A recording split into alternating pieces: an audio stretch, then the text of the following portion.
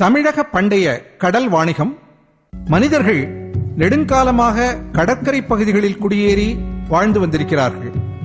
பெரும் நீர்ப்பரப்பை கொண்ட கடல் என்பது மக்களின் கலை, கலாச்சாரம், பண்பாடு, நாகரிகம், வாணிகம் ஆகியவற்றின் ஊற்றுக்கண்ணாக இருந்து வருகிறது.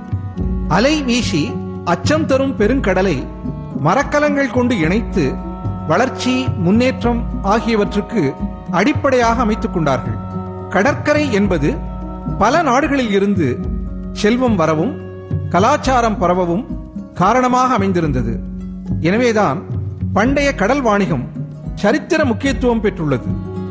அதற்கு எடுத்துக்காட்டு இந்தியாவும் அதன் பகுதியான தமிழ்நாடும் ஆகும். அதன் சிறப்பு, பெருமை கடல் வாணிகத்தின் வழியாகவே அறியப்படுகிறது. கடல் அரிய செல்வமாகிய மீன், சங்கு ஆகியவைகளை கொண்டிருக்கிறது. அவற்றை பிடிப்பதும் விற்பதும் தொழிலாகவும் வாணிகமாகவும் கலாச்சாரமாகவும் வளர்ந்துள்ளது. புகழ்பெற்ற கிரேக்க சரித்திர நூலாசிரியர்களான ஸ்ட்ராபோ, பிளினி மற்றும் தாலமி ஆகியோர் எழுதியுள்ள நூல்களில் தமிழ்நாட்டு பண்டைய கடல் வாணிகம் முக்கியமான இடம் பெற்றுள்ளது. மத்திய தரைக்கடல் நாடுகளோடு அலெக்சாண்ட்ரியா முன்துறை வழியாகவும் செங்கடல், இந்து மகா சமுத்திரம் மூலமாகவும் இந்தியாவோடு கிரேக்க ரோமானியர்கள் மேற்கொண்ட கடல் வாணிகத்தை அறிந்து கொள்ள ஆதாரமாக இருப்பது the Periplus of the Erythraean Sea என்று அழைக்கப்படும் செங்கடல் வழிகாட்டி என்ற நூலாகும். கிபி 60ஆம் ஆண்டில் கிரேக்க கடல் மாலுமி எழுதிய நூல் அது. நமது இலக்கிய நூல்களான பட்டினப்பாலை, அகநானூறு, புறநானூறு, மதுரை காஞ்சி, முல்லைப்பாட்டு, பெரும்பாணாற்றுப்படை, சிலப்பதிகாரம், மணிமேகலை ஆகியவையும் தமிழக கடல் வாணிகம் பற்றி அறிந்து கொள்ள ஆதாரமாக உள்ளன. பண்டைய காலத்தில் தமிழர்கள் தாங்கள் வாழ்ந்த நிலத்தை 5 வகையாக பிரித்திருந்தார்கள். அதில் கடலும் கடல் சார்ந்த பகுதியும் நெய்தல் என பெயர் பெற்றது. நெய்தல் நில மக்கள் பரதவர்கள். பரதவர்கள் கடல் பற்றி நன்கு அறிந்திருந்தார்கள். அதனால் நெடுந்தொலைவிற்கு கடலில் சென்றார்கள்.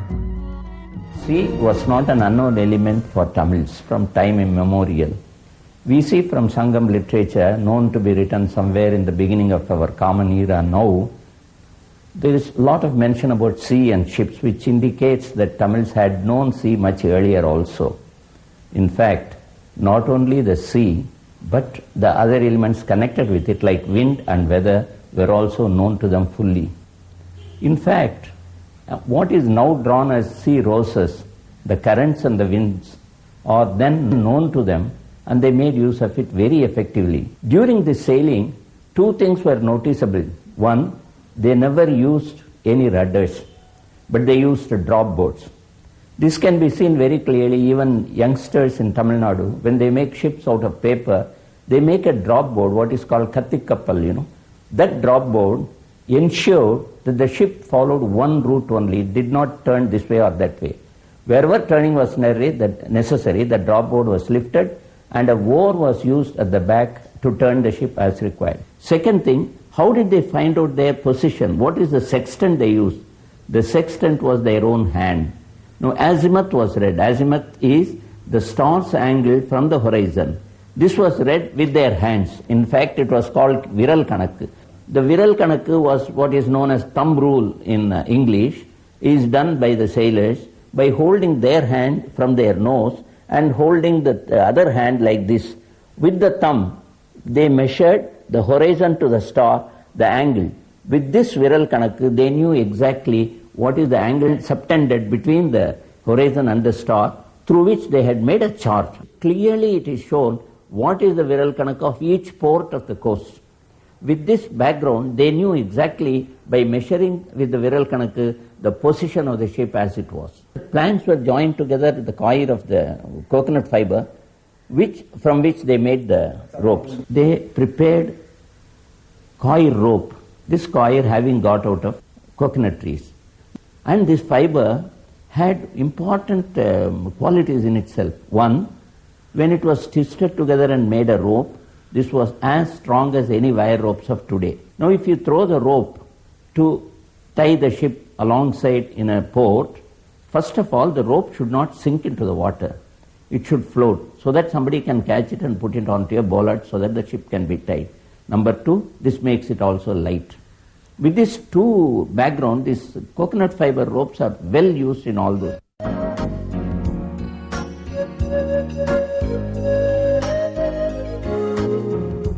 The maritime trade, and I should say the maritime character as revealed in the ancient Tamil classic, is a matter of singular importance.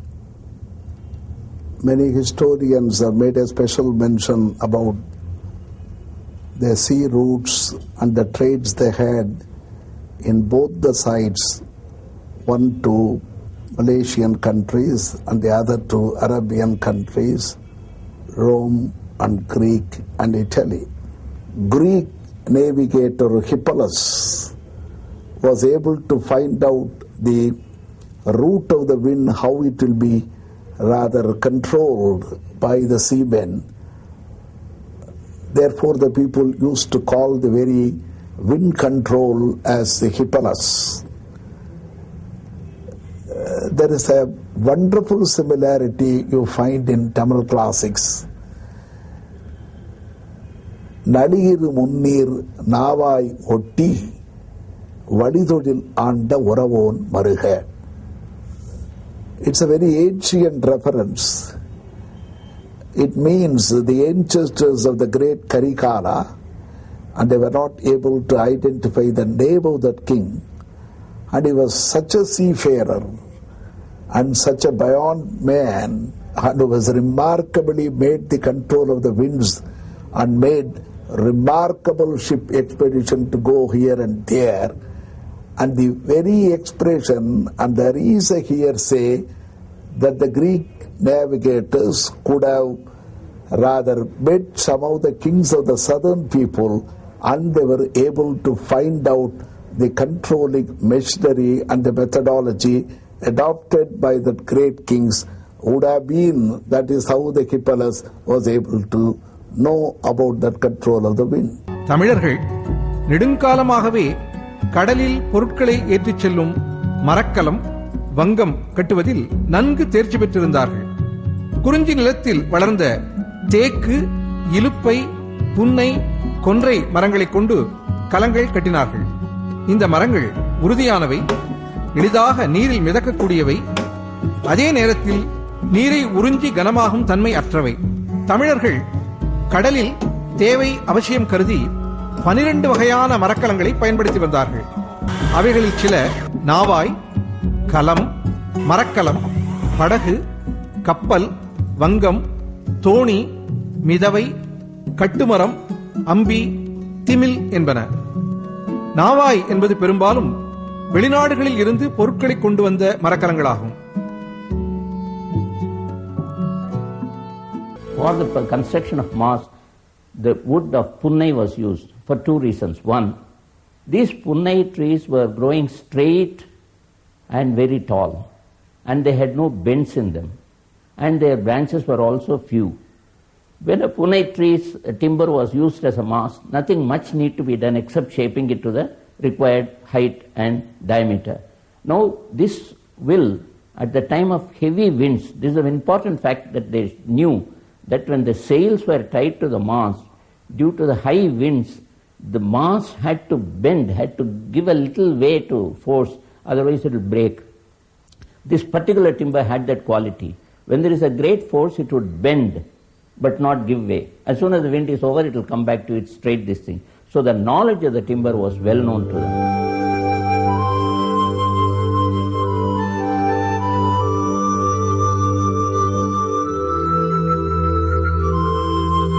உலகமே கடல் வழியாக புறப்பட்டு வந்தது போலிருக்கும் மிகப்பெரிய கப்பல் என்று பேசுகிறது அகநானூறு.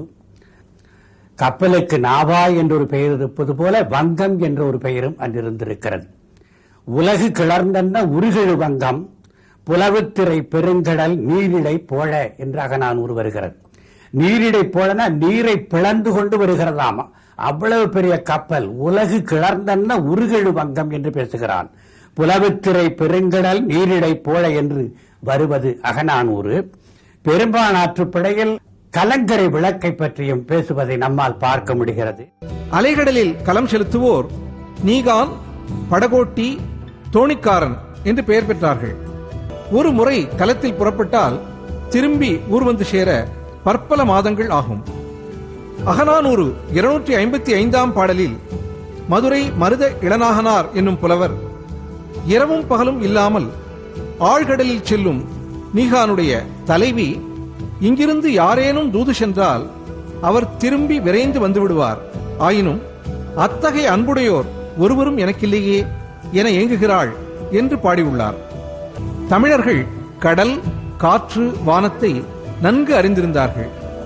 கதிரவன், சந்திரன், நட்சத்திர கூட்டம் இவை பற்றிய துல்லியமான அறிவு காலநிலையை கணித்து கடல் வாணிகம் புரிய தமிழர்களுக்கு பெரிதும் உதவியது. அயல் நாடுகளுக்கு சென்று பொருட்களை விற்றதால் அதிகமான செல்வம் கிடைத்தது. சாவக நாட்டிலிருந்து தமிழர்கள் சீனத்து பட்டையும் பட்டு நூலையும் பெற்றார்கள். அந்த பட்டு நூல், பட்டு துணி போன்றவற்றை தமிழர்கள் தாங்கள் பயன்படுத்தியதோடு தாங்கள் வணிகமும் செய்தார்கள். யவனத்திலிருந்து வந்த யவன நாட்டினர் தமிழர்களிடமிருந்து பட்டு துணியை பெற்றுச் சென்றிருக்கிறார்கள். கபிலர் எழுதிய அகநானூற்று பாடல் ஒன்று பட்டு உற்பத்தி, பட்டு விற்பனை போன்ற தகவல்களை உள்ளடக்கியதாக திகழ்கிறது. தமிழர்கள் கடல் வாணிகத்தின் வழியாக அண்டை நாடுகளோடு நல்லுறவும் வாணிக தொடர்பும் கொண்டிருந்தார்கள். அதில் முக்கியமான நாடுகள் Eelam, Sri Lanka; Javakam, Java; Sumatra, Kambuja, Cambodia; Srivijayam, Indonesia; Champa, Vietnam; Siam, Thailand; Kazhagam, Myanmar. French நாட்டினுடைய தொல்லியல் அறிஞர்களில் குறிப்பிடத்தக்க ஒருவர் எழீன் ஃபிலியோசா என்பவர்.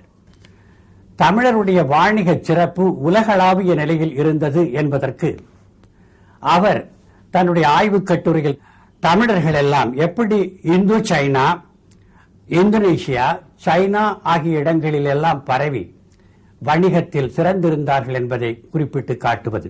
சீனா பன்னெடும் காலமாக தமிழகத்தோடு வணிக தொடர்பு கொண்டிருந்தது.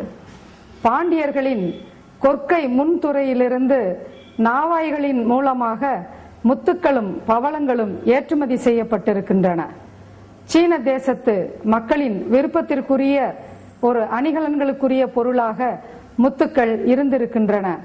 இந்த முத்துக்களை பட்டாடைகளில் பொருத்தி அதனை விழாக்களுக்கும் விருந்துகளுக்கும் அவர்கள் அணிந்து சென்றிருக்கிறார்கள். அது மட்டுமல்லாமல் காதுகள், கைகள், மார்பகங்களில் அணிகின்ற பதக்கங்கள் என அணிகலன்களை செய்து அணிந்திருக்கிறார்கள். வடசீனாவின் ஒரு பகுதியை ஆட்சி செய்து கொண்டிருந்த ஹன் அரச வம்சத்தினரின் காலத்தில் முதல் 3 நூற்றாண்டுகளில் பவளமும் முத்துக்களும் இறக்குமதி செய்யப்பட்டிருக்கின்றன.